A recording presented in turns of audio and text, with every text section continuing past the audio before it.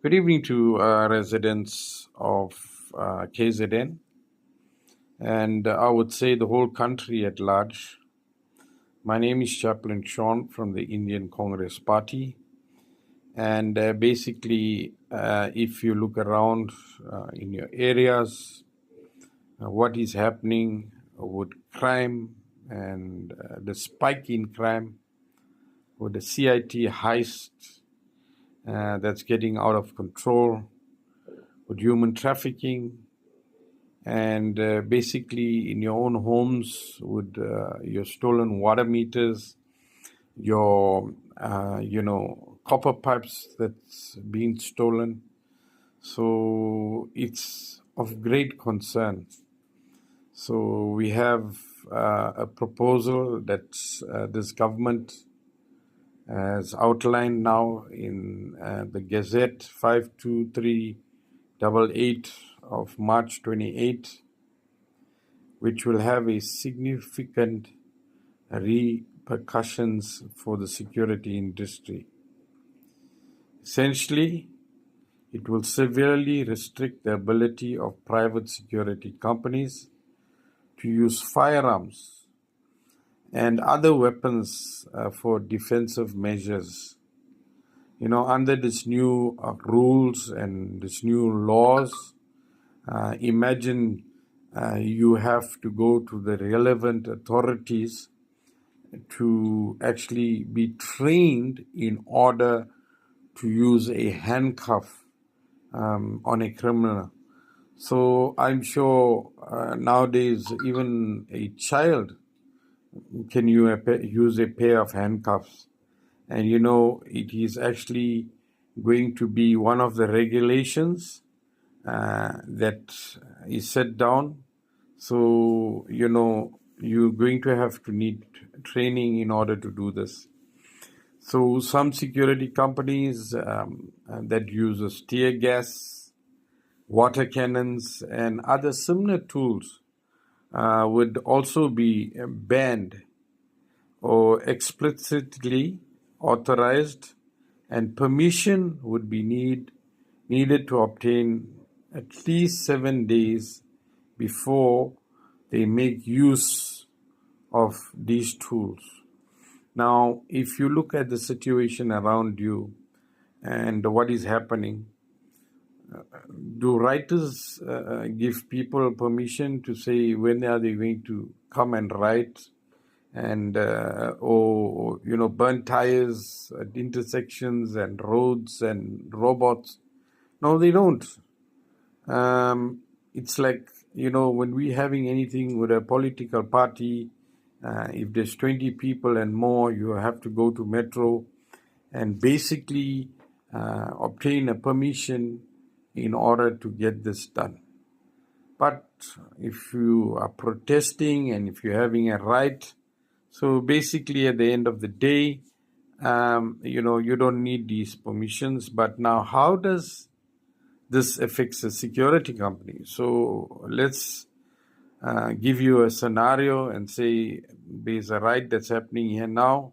So the security company that is sitting with these resources cannot use this and say, hang on, guys, you cannot right now. Let us get our permission first from Metro or whoever. And then after 7 days, once we got the permission, you can come back and then write. It sounds so silly. I wonder who's sitting at the back end and making these rules, who probably don't have no intelligence at all. I'm not,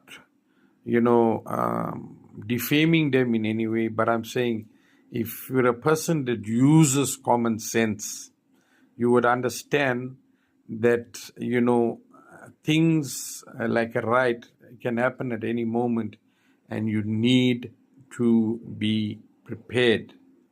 Even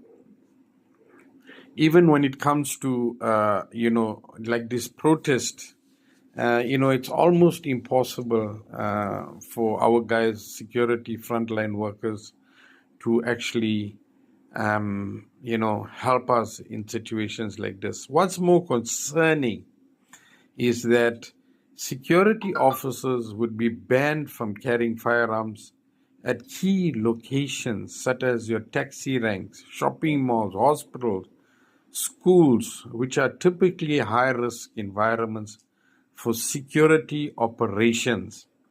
The requirements as well for a security officer, which on an annual basis he needs to go for a physical evaluation, and this could be burdensome. What I have known is that police officer passes his training, is out on the field, and he goes and is on his way to work. This doesn't apply to him. He doesn't actually, I don't know how often he goes to the shooting range, but how often he actually goes for evaluation. But I'm sure it's not once every year. So now if you have to, this raises question about how it could affect the industry's ability to deploy qualified officers in urgent situations.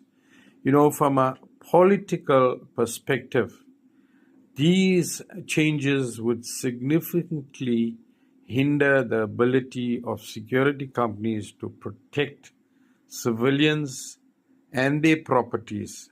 Criminals that's in our streets, that's stealing our copper pipes, and that's stealing our meters, and that's doing the CIT heist, may find this a tactical advantage, as they would face less resistance from security guards who have to have fewer tools to protect themselves, leave aside protecting you as the resident, or you as the company that actually hired them.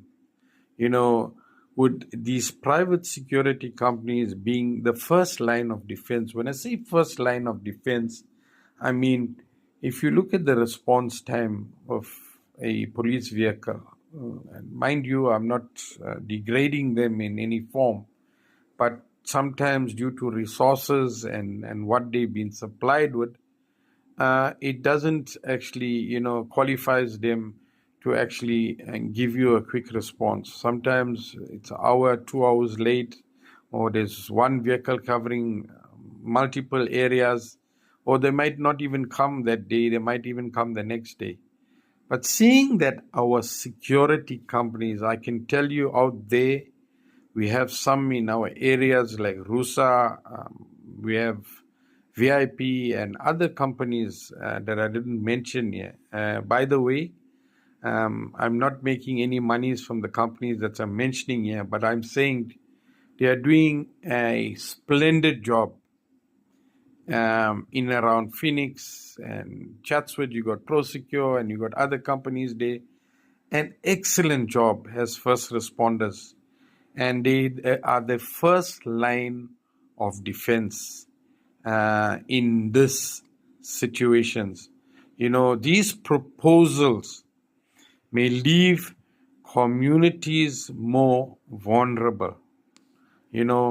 We're trying to get a petition that we're going to put together, which is going to be circulated onto our website, with a goal of collecting at least 1 million signatures to demonstrate the public's opposition to this gazette.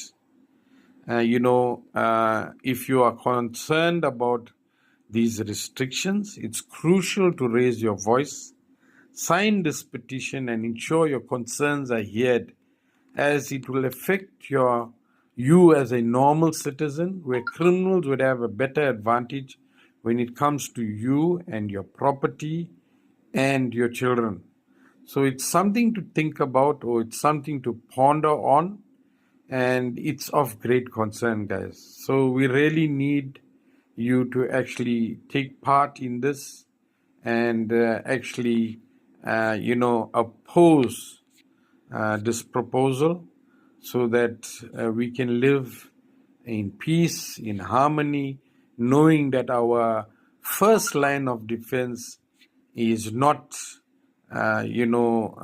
actually, um, I would say, disarmed, but will be properly armed to handle any and every situation when it comes to securing lives and property.